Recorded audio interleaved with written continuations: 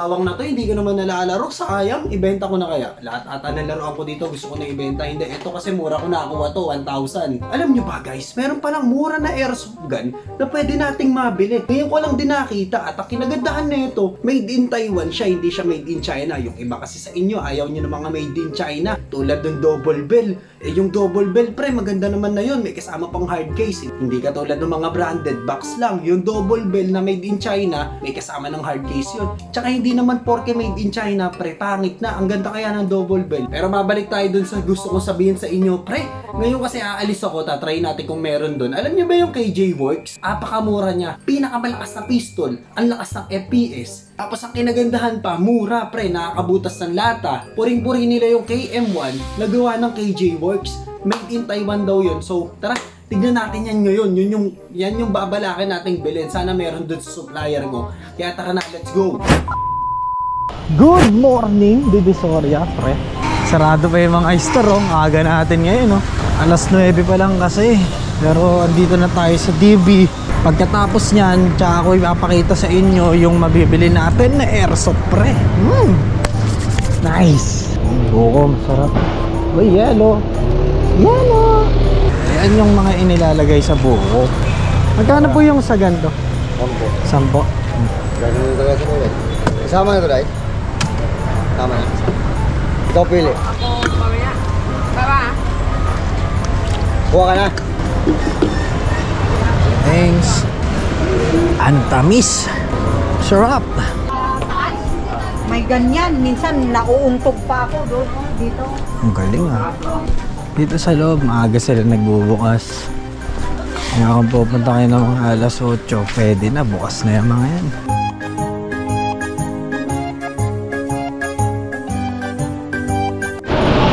Tingnan nyo naman, umaga pa lang. Talagang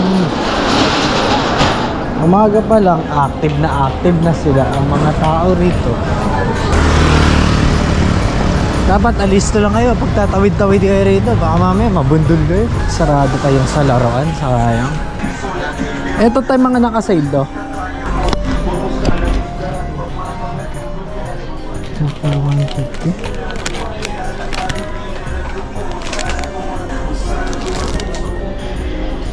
$450.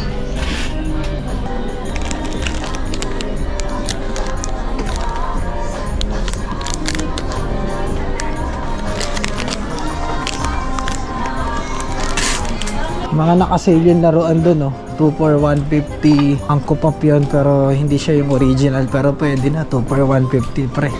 Pero kung para sa akin, kung pambenta 2 for 150, wala tayong kikitain dun. Kung 3 for 150 pwede.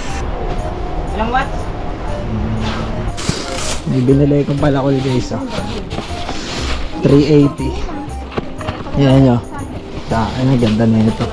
Oh, baboom. Pero mamaya na. May ako na ipakita sa inyo sa bahay. Okay na.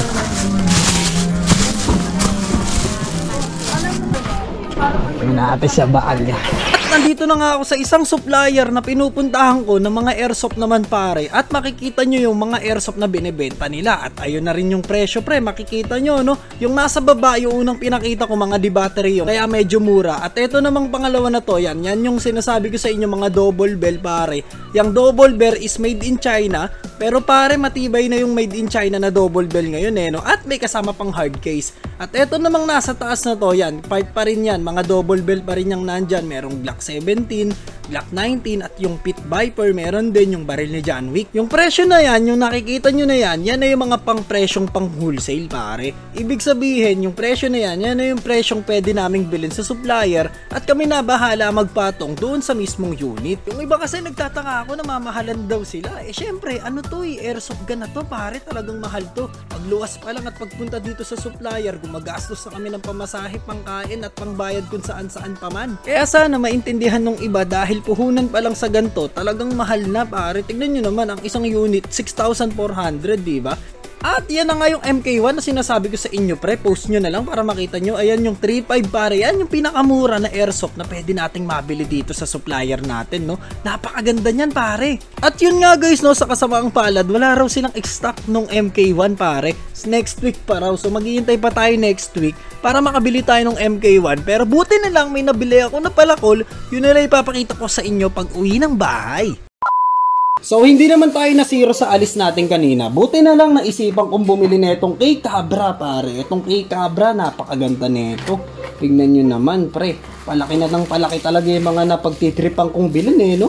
Wow! Pag may tatagain kang baboy, kung may tatagain kang sanga ng puno, pwede na to. Kung may itatagain kang tali, pwede na to yung mga taling makakapal. At ang kinagandahan nito, itong K-Cabra na nabili natin na to is 450 pesos lang pre. Ito talaga mga pangmalakasan na to na pangputulan pre. Kasi hindi naman to ginagamit basta-basta, di ba? Yun o. Quality yung blade na ginamit dito pre, no? Ito China to, China made to. Yung tibay niya, tsaka yung durability niya, hindi ko alam kung tatagal ba to, pero subukan natin sa labas kung tatagal siya sa tagaan. Yung blade nga pala nito guys, hindi pa ganun kahasa, pero matalim na. Pero kung gusto nyo patalimin pa, may itatalim pa to. So dito tayo sa labas maghahanap ng tatagain, no? Hanap tayo ng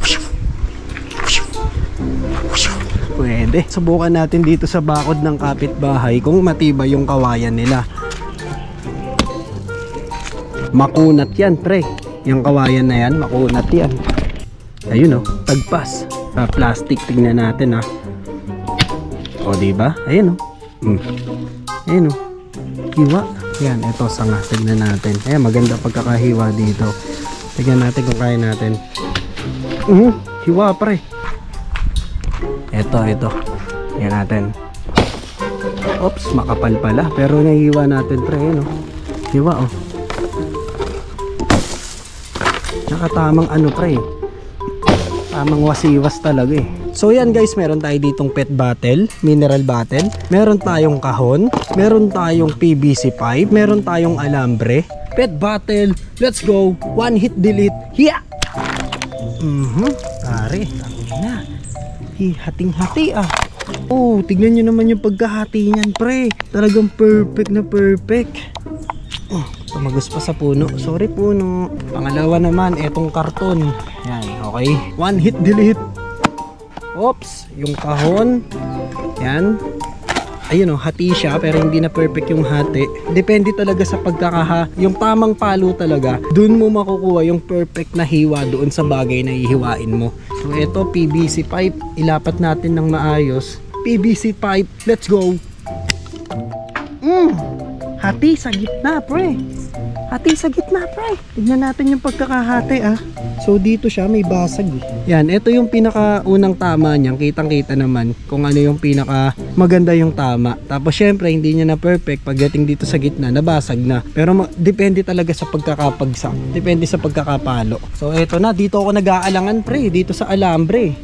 Itong alambre kasi pag hindi natin to nahiwa, baka yung blade natin baka mabungi yung pinaka blade. Pero tignan natin kung may damage na yung blade.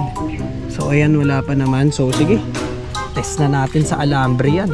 Malakas kayo sa akin, eh. Bili na lang tayo ng bago pag nasira. So kailangan nakaganto, eh. So 3, 2, 1, let's go. Nahiwa kaya? Tignan nga natin. Parang bumaon lang, guys. So ayan, di naman siya nahiwa. Pero ayun, gagi.